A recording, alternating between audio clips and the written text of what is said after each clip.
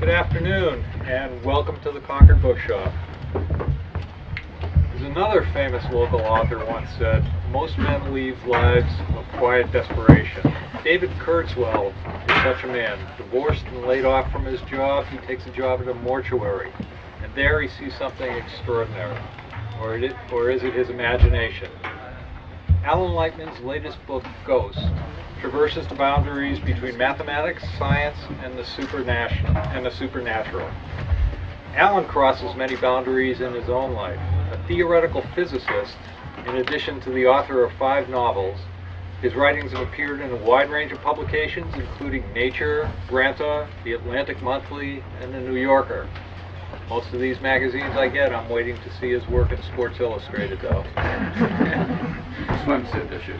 But, okay. He also holds a dual faculty appointment in the sciences and in the humanities at MIT. And so, without further ado, Alan Lightman.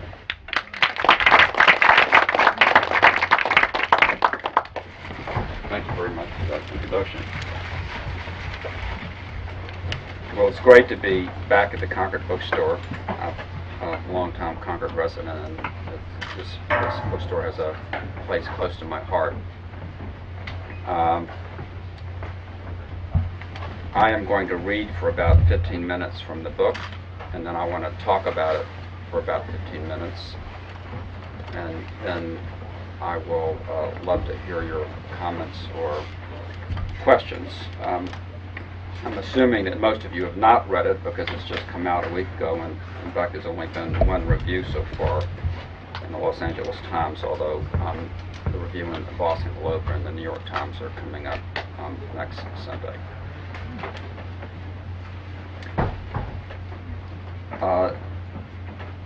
The book is about a man who's middle-aged,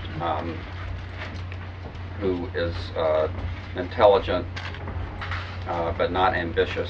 He had a job in a bank for a number of years, and then for unknown reasons was fired from the bank. And after that, he's been divorced for about 10 years from a woman who never answers his letters. And he goes to work in a mortuary, which he feels is just a temporary job until he can get a better job. And there he sees something that he can't explain. He has a metaphysical experience, and he plays devil advocate with himself and tries to talk himself out of it, to think of various explanations, light effects, whatever, but he can't talk himself out of it. And he tells a few people about the experience, and eventually he becomes the center of a bitter public controversy about the existence of the supernatural. I had a lot of fun researching this book. If you go online and you go to Google and you type in paranormal or supernatural or metaphysical, you'll get about 10,000 websites. And I spoke to the president of the Paranormal Society of New England at great length, and learned a lot about the beliefs of people who believe in the supernatural. And there's a conflict in the book between people who believe in the supernatural and people who don't. And I don't take sides in the conflict. What I'm interested in is exploring why people believe or don't believe, and what is the cause of their belief. And what I'm ultimately interested in exploring in the book is the conflict between science and religion. I take the supernatural religion to be a subcategory of the supernatural, and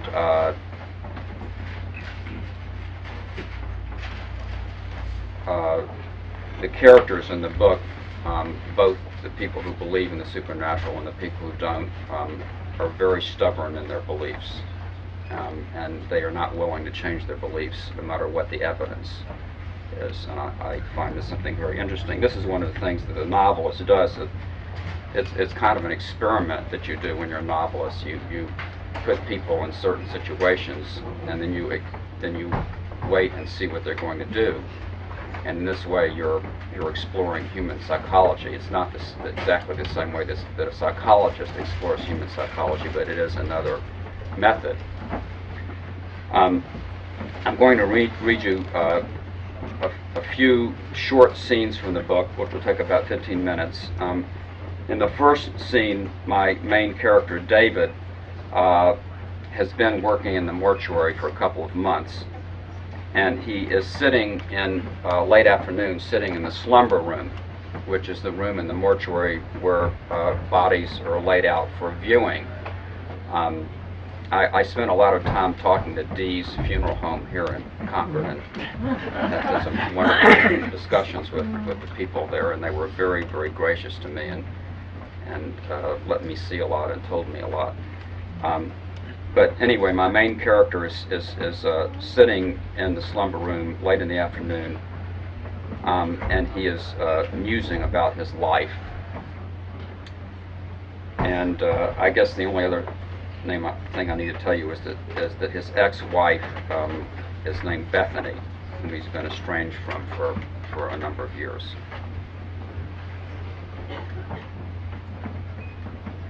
A prison of light juts through the window, folds over the open casket, and bends up the opposite wall. In the air, a scent of flowers. It is late afternoon. In a couple of hours, family and friends will gather in the slumber room to view the deceased. But now, at this moment, David sits here alone. He is tired, but not overly tired. Some days, he likes to come here before the visitors arrive. His duties are finished until the night viewing, and he could go home and take a shower, but he would rather be here in this quiet, alone with his thoughts. To his surprise, he has begun to appreciate the life of the mortuary. He is beginning to grasp the many different responsibilities, the possibilities, the capacities of human feelings. The presence of death seems to bring about some clarifications, as well as some mysteries. Here, he is always a student. It is so quiet now that David can hear the clock ticking in Martin's office.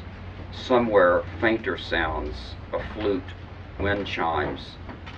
Unconsciously, he matches his breathing to the ticking of the clock, a rising and falling, a rising and falling. In a way, it is the quiet rhythm of the mortuary itself, a rising and falling, the unhurried breathing of the mortuary. He leans back in his chair and lets his muscles go slack.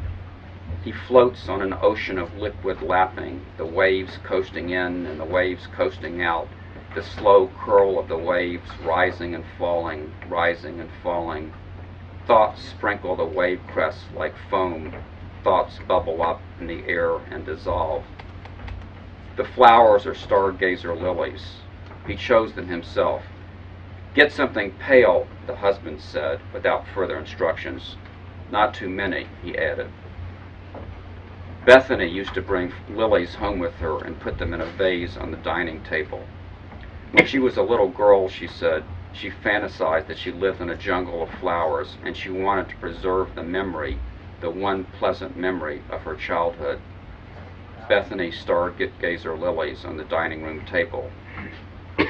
He stares absently at the casket and wonders whether Bethany still puts lilies on her dining room table, wherever she is. In his next letter to her, he'll ask about the lilies. He tries different addresses: a stationery shop where she used to work, her father's company, her old school, her mother, her brother, neither of whom speak to him. Perhaps she receives some of his letters. His letters form a small history of his life. As he looks across the room, he can see the face of the deceased, a faint rosy color even in this half light. Bethany also liked pale, as he remembers. She avoided bright things.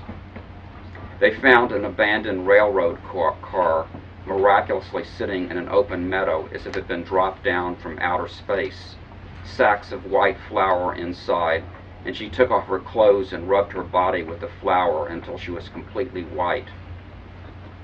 "Don't ever leave me," she said, holding him against her white skin. He never left her, but she left him. It was a late afternoon like this one, when with a clatter of chairs he sat down at the end of the table, wedged between people he did know, and first met her, introduced by Harry. All friends of Harry, not one of them past the age of 22, and himself and his infinite possibilities, 22. How delicious, with life stretching out to the galaxies, the tinkle of beer glasses on the table, slices of pizza and sandwiches, telephone numbers passed around on folded slips of paper. She was a bird, a sparrow, light in the air, fascinating and beautiful when she perched near his chair for a few moments. She thought him handsome and brilliant and sad, she said later. After the others had left, they stood together on the sidewalk, not quite touching, and felt that something momentous had happened. When he told her his father was gone, tears came to her eyes. Already the angles have changed. The prism of sunlight has broadened and slipped over the casket, sweeping across the folded hands. David can see the hands, right over left. To him, the hands are even more expressive than the mouth. He has suggested to Martin that they should consult the family on how to position the hands, but Martin says there are certain decisions the family shouldn't make, decisions they don't want to make. Clothes the family can choose, but not how to fold the hands. Martin ponders these things. He lives with Jenny in the back of the mortuary and rarely leaves the premises. According to Jenny, Martin has an inexplicable fear of people and places he doesn't know. When Jenny is away on one of her birding excursions, Martin sends Robert or Ophelia to do his shopping or collect his medicines. For the outside funeral services, he appoints Jenny as his representative. Martin and Jenny have no children. From time to time, David has visited Martin's apartment in the back, surprisingly ramshackle and cluttered for someone as meticulous as Martin. The tables are covered with stamps from all over the world, Martin's hobby. Through his stamps, he travels the planet. He can tell you when a particular stamp was issued, the language and currency of the country, the type of government. Some of the stamps are quite rare, and he carefully lifts them with his forceps, the same forceps he uses for his embalming. The light has dimmed further. He should turn on another of the lamps. In this light, the English hunting paintings on the wall have faded into mist. The body is just a shadowy shape in the casket. He stares at the casket and listens to the ticking of the clock, the rising and falling, like the slow breathing of his mother as she sits in her chair. Her legs have improved since the fall. It will never be right, says the doctor. Age. Lauren says that it's time to have their mother moved into a facility, but they both know that she will never do such a thing. She will always live by herself, live alone in her majesty and calm, even as she dwindles away. With her legs as they are, she is using a cane. The last time he visited, she met him at the door, then walked across the wood floor to her chair, the strange sound of the cane tapping on the floor like a third person in the room. He looks around the slumber room, listening to the tapping and the ticking of the clock. The chairs have been arranged, 24 empty chairs in a semicircle about the open casket. The casket is the dot at the center of the circle. The casket is the pivot. Robert has done his grooming well. The hair is neat, but not too neat. One of the thick velvet draperies is not fully closed, and David can see a street lamp, aglow in the dusk, and beyond a dark row of trees gathering the night. The dusk seems to pour into the room. He stares at the casket and listens to the ticking of the clock. In the dim dusk light, the air is thick and soft as at the bottom of a deep pool, a semicircular pool with a casket at the center, the pivot. He breathes in and he breathes out, following the waves. The white waves and the white of her body. That was the moment. The smoke drifts and curls in the wind. He leans back in his chair, the other chairs in a half circle, carefully arranged like everything in this place. The chairs in a round cut in two, the casket, the dot at the center. His eyes rest on the pivot. He breathes in, he breathes out. The silence. Well, it was surely after this moment that he had his vision, that he had his metaphysical experience in this room. And he tells a few people about it later, and one of the people he tells is a woman who works in his apartment building and also in the diner that is attached to his apartment building. It's sort of like a rooming house, this place where he lives. They're mostly men, but some women and couples live there. It's a converted, an old house that was converted into an apartment building. And all of the residents of the apartment building eat in the diner next door, which is owned by the same person who owns the apartment building. This next scene is in the diner. Somehow word has traveled around the apartment building. That's word of his sighting. From behind the counter of the diner, Marie gives David a sheepish look as she puts toast and fried eggs on the platters. So it was her.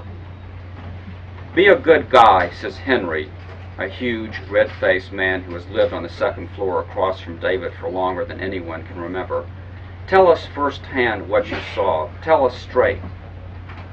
Marie scowls at Henry and slaps a pot of coffee down on his table. "Don't hassle him," she says. "I'm not hassling," says Henry. "You're one to talk." "Yeah," says Raymond, who is still wearing his pajamas under his raincoat. Raymond usually doesn't get dressed until mid-afternoon when he saunters into the lobby and watches movies on the video player. "David has his own pair of lips. He can talk if he wants to. Tell us, David. We want to hear it from you. What did you see?" "I'd rather not talk about it," says David. "Come on," says Henry. "Tell us." "Leave him alone," says George, who is sitting at David's table. George slices a knife through its eggs, letting the yolk ooze and run, takes a bite, and frowns. "If David doesn't feel like talking about it, then he doesn't have to talk about it." He puts his arm around David. "I heard you saw some goddamn ghost," says Freddie. He starts laughing.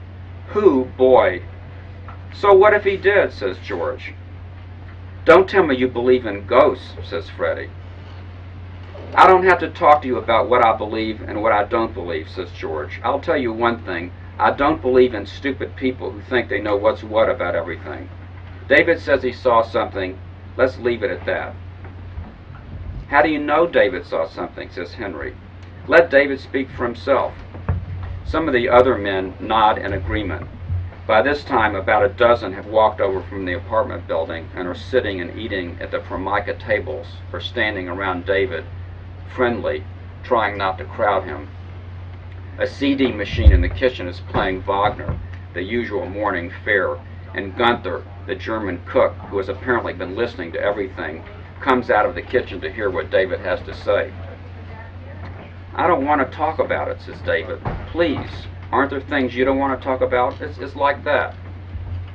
"But you told Marie," says Henry. "He told me in confidence," says Marie, standing next to Gunther. "Look, we're all in confidence here," says Henry. "Anything said here in this diner right now is in confidence. We're friends talking to friends, okay? All I'm asking is for you to tell us what you saw, David. You told Marie, tell us." "It's not easy to describe," says David. "Show some regard," someone says. "David doesn't want to talk about it." "Okay," says Henry. "You don't want to talk about it, okay. I'd just like to know whether I have to worry about a ghost floating into my room tonight. If it does, I'm calling you." Freddie howls with laughter. Some of the others are laughing as well. "Oh, this is great stuff," says Alfred, the retired dentist, from his table across the room. Maybe somebody would like to mind meld with me," says another person. "I'm feeling paranormal." There's more laughter. "You guys are bigots," says George. "Yeah, a lot of people have seen spirits," somebody else says. Freddie whistles and flaps his arms while weaving in and out between the tables. "I'm not too happy about living with some loonies who believe in ghosts," he says. "That's all I got to say." He looks around the diner. "Who in this room believes in ghosts? Raise your hands." "Don't, Freddie," says Marie. "You're making fun." "No, I'm not," says Freddie. "This is serious. Everyone who believes in ghosts, raise your hand." Marie raises her hand. Gunther raises his hand. After a few moments, about half the men raise their hands, and half don't. Everybody is eyeing one another. "Well, I'll be a goddamn fish," says Freddie. "I'm living with a bunch of loonies." And the last scene I'm going to read you is a very short scene. David, I told you that he has an ex-wife. He has a girlfriend named Ellen. And he is at Ellen's house, and it's late at night, and he's beginning to muse more on his metaphysical experience. He's told Ellen, this is probably a few weeks after he had the experience. It only happened once. He's the only person who saw it. And he's lying with Ellen and thinking about what he saw. With the fragrance of her all over him, they lie side by side in her bed. They lie listening to each other breathe. Slowly, David begins to recover his mind. For a few minutes a day, while he sat in the basement washroom, he had the fleeting sensation that whatever happened on April 23rd was it, or close to it. Has he been offered a glimpse of the meaning that always eluded him? The thing that he saw, whatever it was, surely it meant something. It's frightened him, but it meant something. At times, he's felt the world opening up around him, shifting, cracks forming in the wall of experience, and he's been poised to see through those cracks. The supernatural he cannot accept. He cannot accept.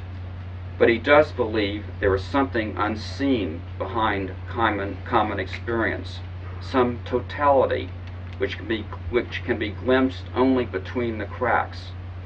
He's read that people near death understand something.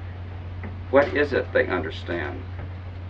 Do they understand the flash of their lives against the totality, against the infinity of time before and after their single chirp of life?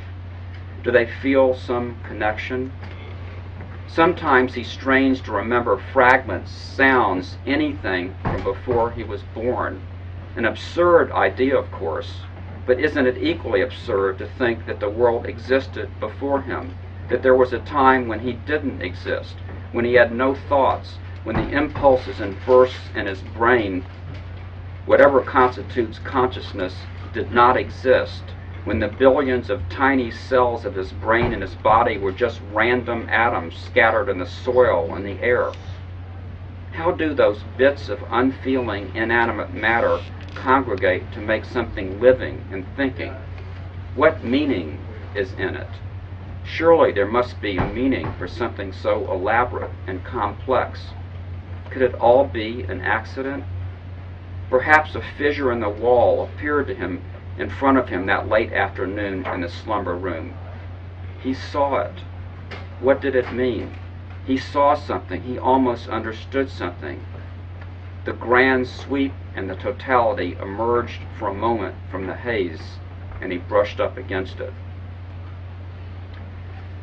Well, I'll stop reading there, and I wanted to say a little bit about the book, and I'm not going to talk much about the psychological part of the book, because that really is something for readers to read and make up their own minds about.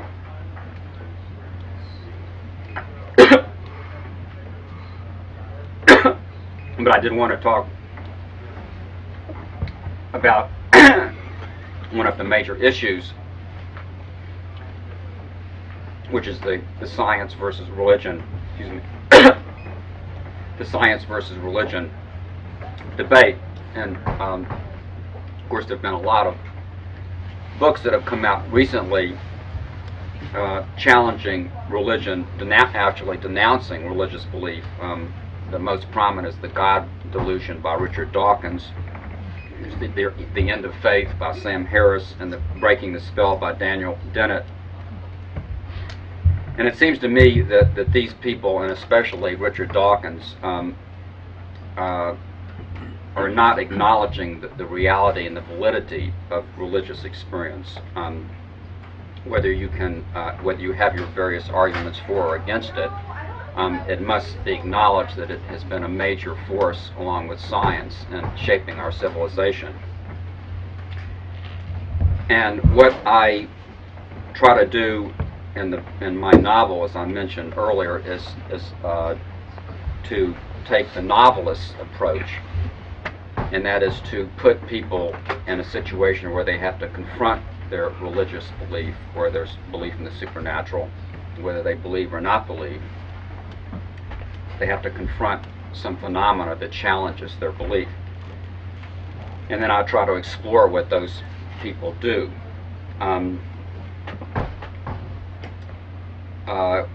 It's very interesting that no matter how much science advances each decade, there's still approximately the same fraction of people who have strong religious belief, and evidently either the belief in the scientific approach to the world, in which there's one world in which everything is explainable by laws of nature, in which the laws of nature are always constant and the same everywhere in the universe, in which miracles, which by definition violate the laws of nature, do not occur.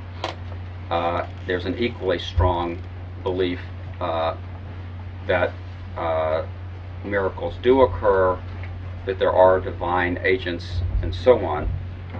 And in fact, a recent Harris poll found that 83% of the public believes in miracles, and this is not correlated with education, and approximately the same percentage of the public believes in the survival of the soul after death.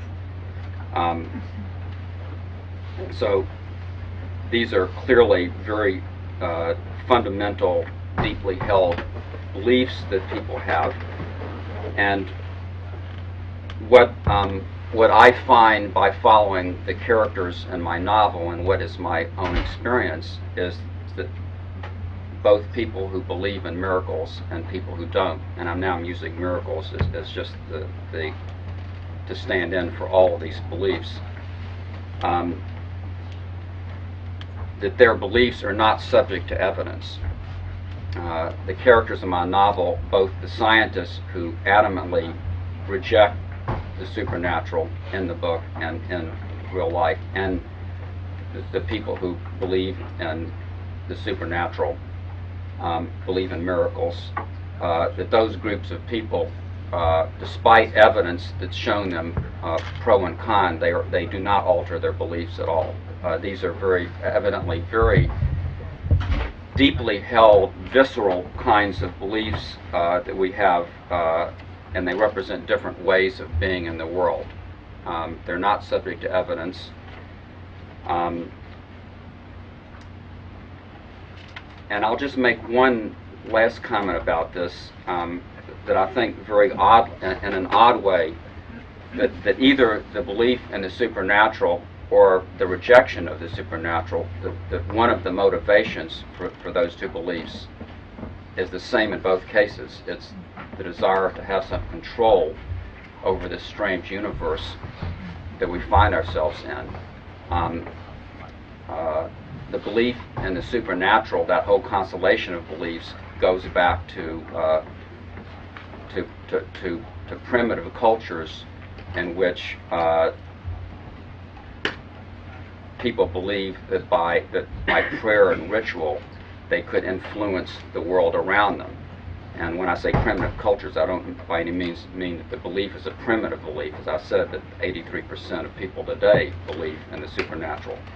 And belief in the supernatural and spiritual, divine, outside agents, supernatural agents, by believing in them and believing that you could have some effect on them, you could gain greater control of the world around you.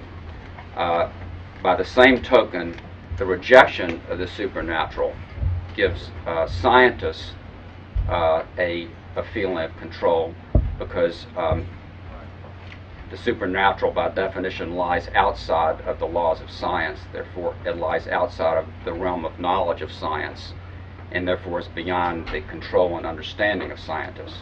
So both groups of people, with their different beliefs, are motivated partly, and I find this a great irony, by a desire to have some control of the world. So I will stop there. Usually a novelist doesn't talk so much about an intellectual theme of a novel, and I won't say anything more about the rest of the book, but would be happy to have you make comments on what I've said or what I've read, or ask questions.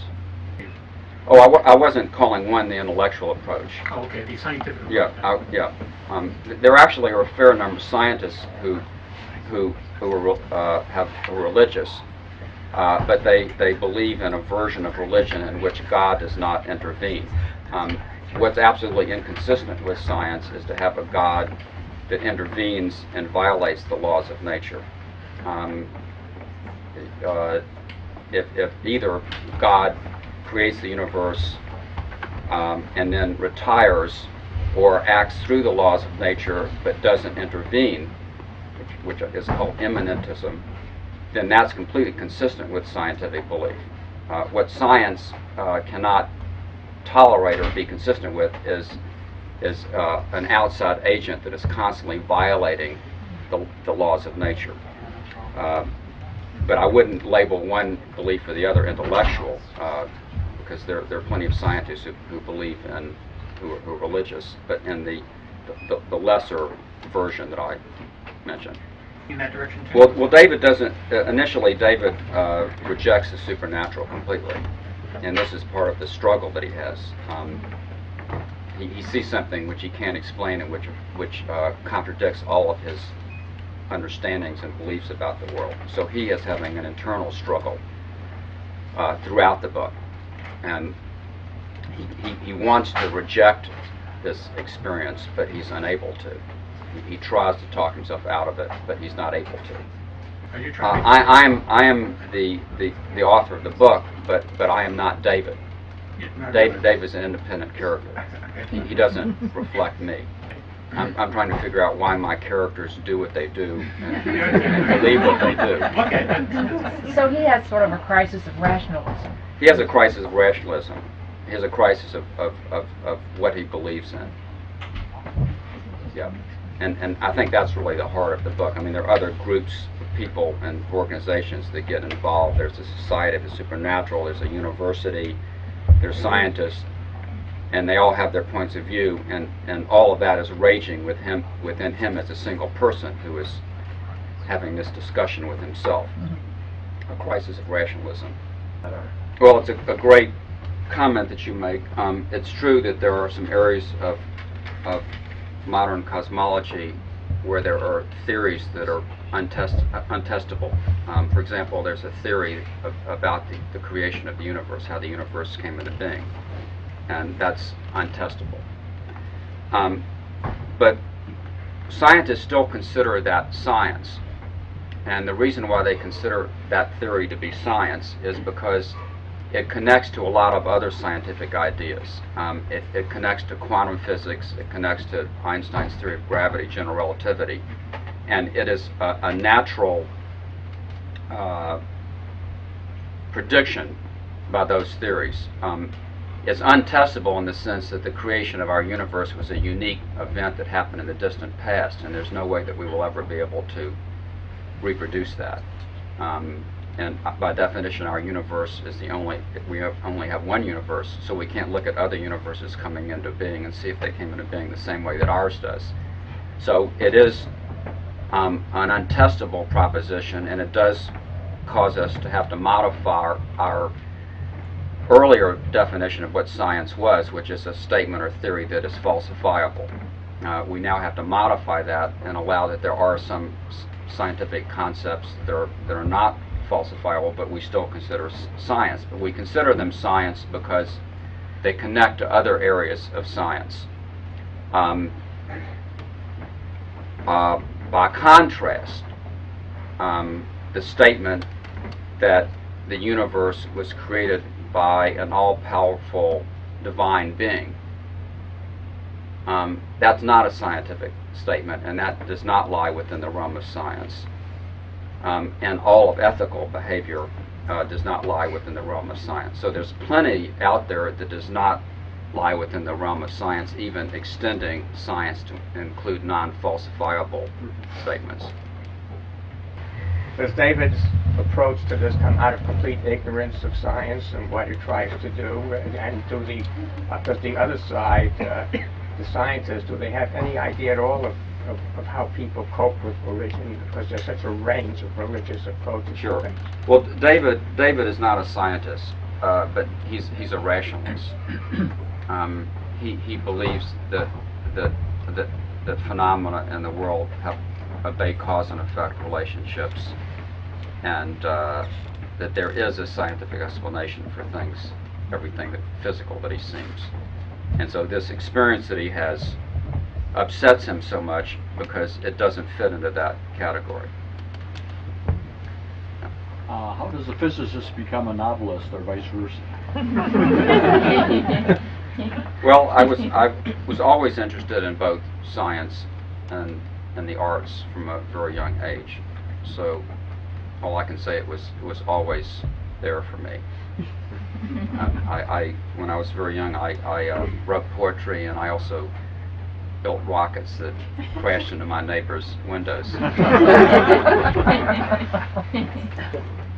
Yeah. So how did you get interested in the supernatural, and at what point in your research did you realize you had a book? Are you a writer? Yeah. Sounds like a writer's question.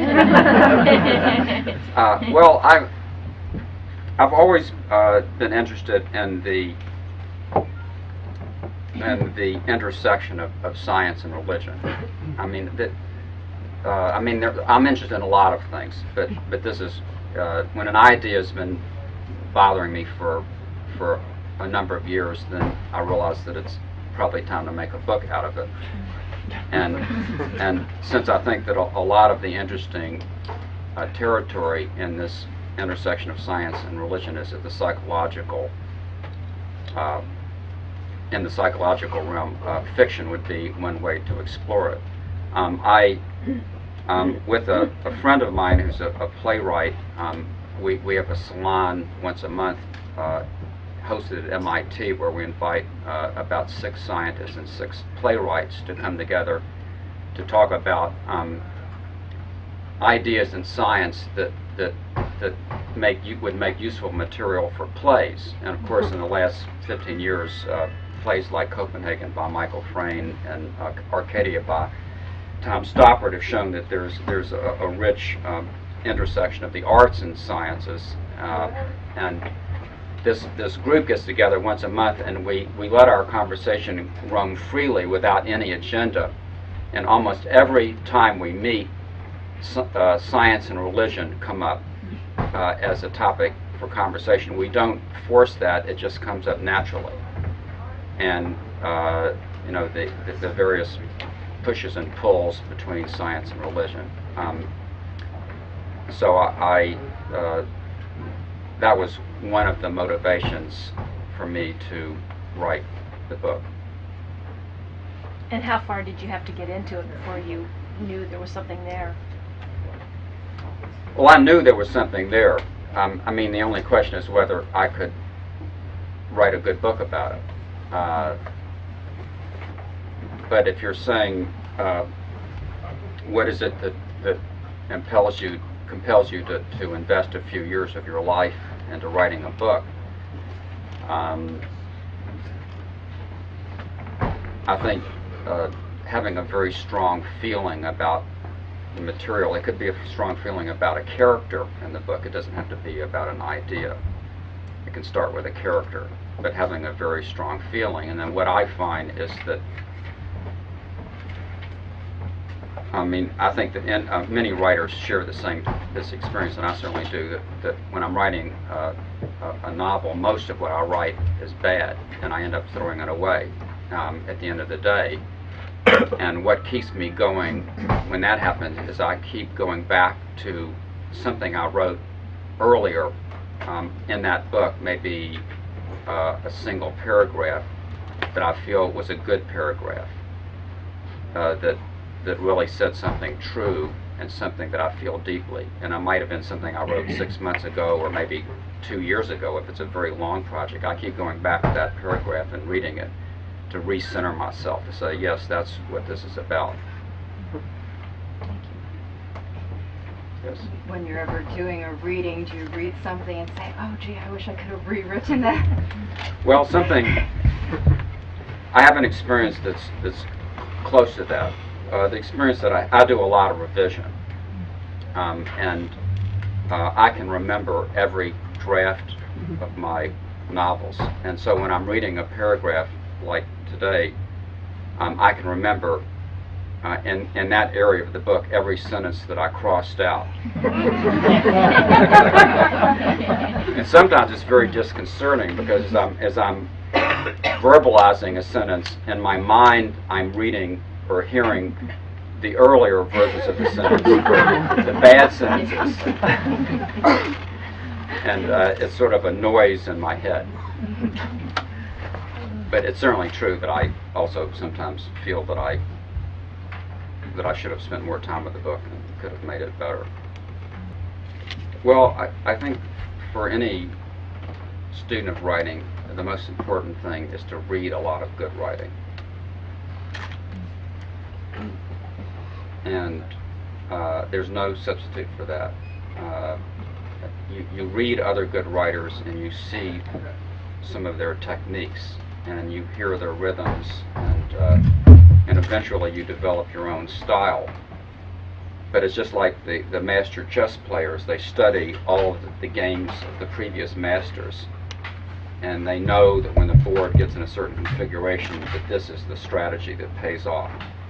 And I think as a writer, if you have read a lot of good writers, you have a certain feeling for situations and places things can move in, and rhythms.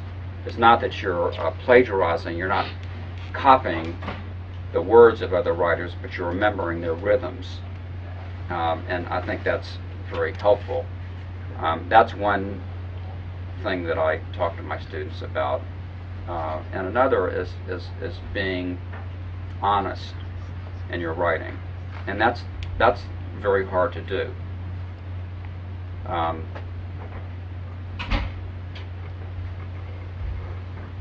As if you're writing fiction, I think part of honesty is surrendering control and freedom to your characters. Instead of telling your characters what to do and say, let them do it and let them say it. Listen to them. You can put your character in a situation. You have that control as a writer. You can put them in a situation where they have to confront something serious, like I put my main character David in this mortuary where he's had this vision. But I then tried to get out of the way and let him deal with it. And it's only in that way that you can create characters that come to life. And a character has to be able to surprise the author.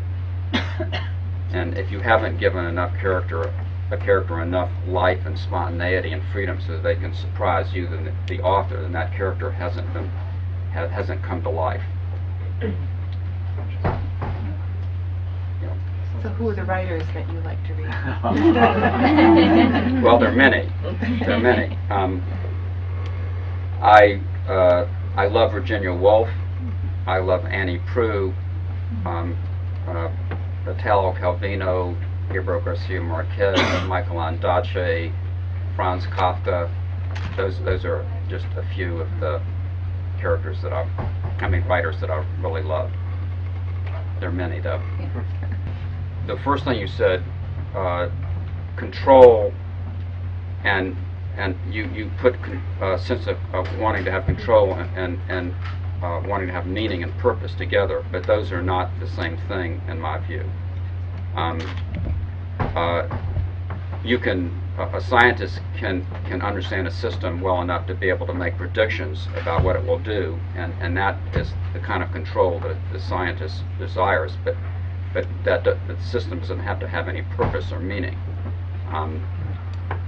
So I think meaning and purpose are very different from the kind of control that I'm talking about. Oh, okay. Control is sort of predictability. That's the sense in which I mean it.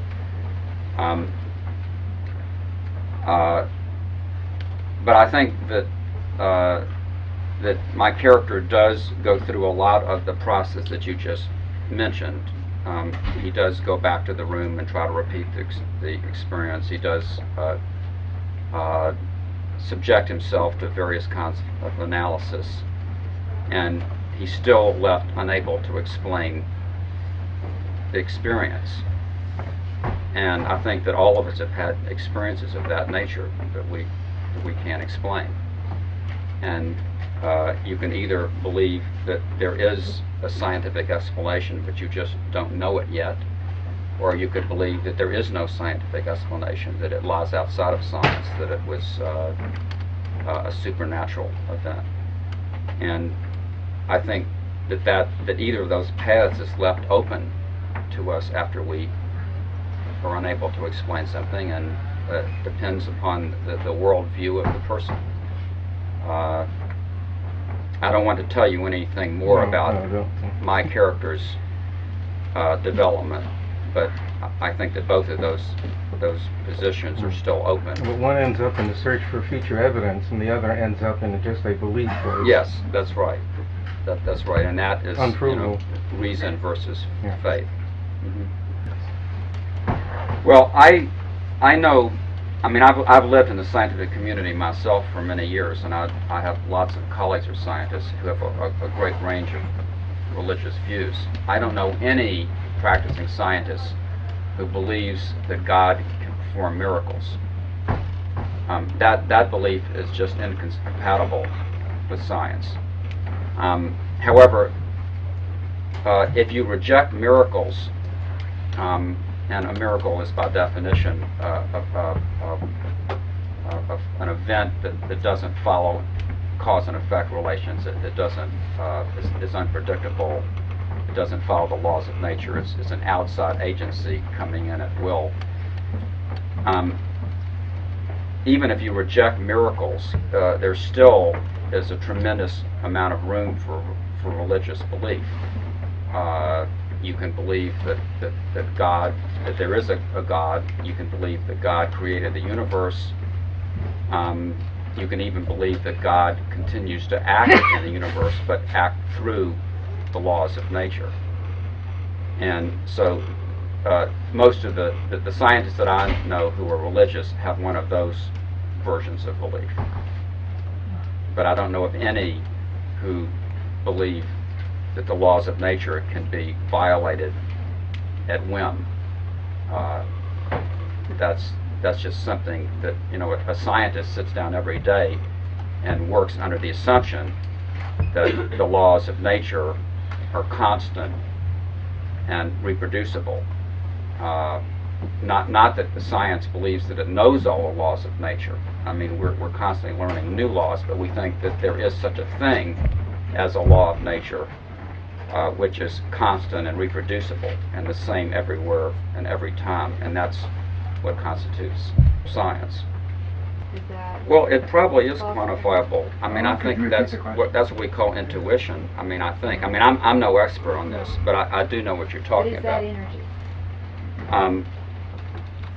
Well, I would say it's probably not energy, because if it's energy, it has to be one of the kinds of energy that science knows about. But I think that some people, and again, I'm speaking as an amateur here, but I think some people just are much more perceptive than the average person, and they're able to read gestures and movements in other people much better than the average person.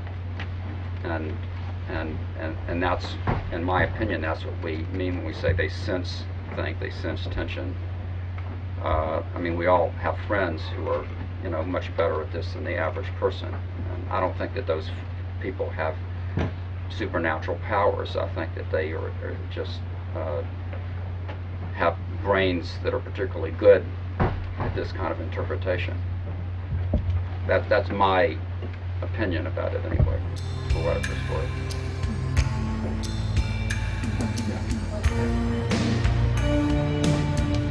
I'd like to thank Alan very much for coming.